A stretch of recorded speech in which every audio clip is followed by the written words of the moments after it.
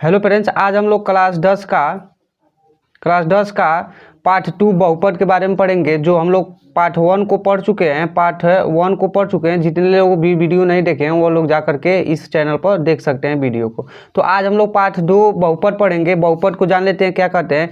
कह रहा है एक चर वाले बहुपद एवं उन घाटों के बारे में अध्ययन किया जाता है। याद कीजिए कि चर यक्स के बहुपद px में यक्स की उच्चतम घात बहुपद की घाट कहलाती थी। तो मतलब बहुपद के बारे में ही हम लोग पढ़ेंगे, ठीक है ना। तो चलिए आइए हम पॉइंट 1 के बारे में पढ़ते हैं। पहला प्रश्नावली हमारे यही है।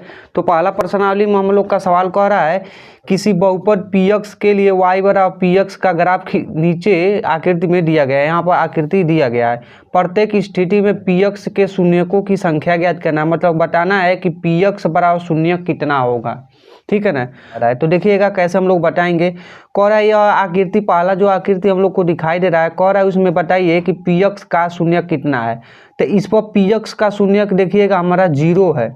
क्यों 0 है? क्योंकि देखिएगा यह सिर्फ यह जो रेखा जा रहा है सिर्फ y पर काटा है, ना कि x पर कहीं यहाँ पर काटा है। तो लिखेंगे कि शून्यकों की संख्या 0 है, क्योंकि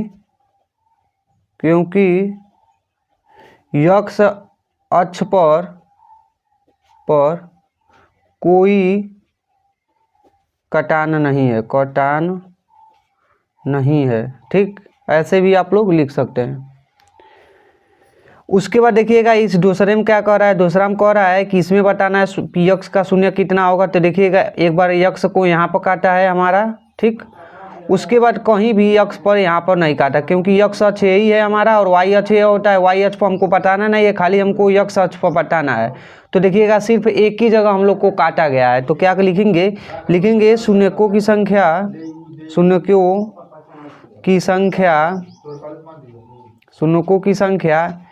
1 है, क्योंकि x अक्ष पर कटान 1 है, ठीक है। जितनी बार काटेगा उतना ही बार बताना है हमको कितना इसका शून्यक होगा। जितनी बार x पर कटेगा उतना ही हमारा शून्यक होगा, ठीक है ना। अब देखिए यहाँ पर देखते हैं कितना शून्यक है। तो देखिए x अक्ष पर जितना कटान रहेगा उसी को हम बताएंगे शून्यकों की संख्या। तो एगो यहाँ पर कटाना है, फिर एक पर यहाँ पर कटाना है और फिर एक यहाँ पर। तो 3 बार काटा है। तो लिखेंगे यहाँ पर शून्यकों की संख्या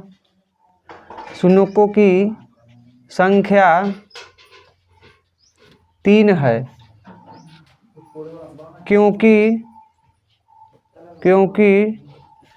x अक्ष पर कटान 3 बार है। ऐसे ही लिखेंगे, ठीक है। तो इस 3 सवाल की सहायता से आप लोग को मैं बता दिया कि कैसे आपको बताना है कि शून्यकों की संख्या हम लोग को px का शून्यक कैसे बताना है।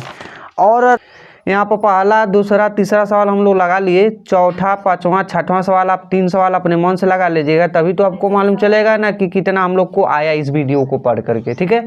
तो आई होप आप लोग को जितना भी मैं इस वीडियो में आपको पढ़ाया हूँ ये सभी सवाल आपको समझ में आया होगा। जय हिंद, जय भारत।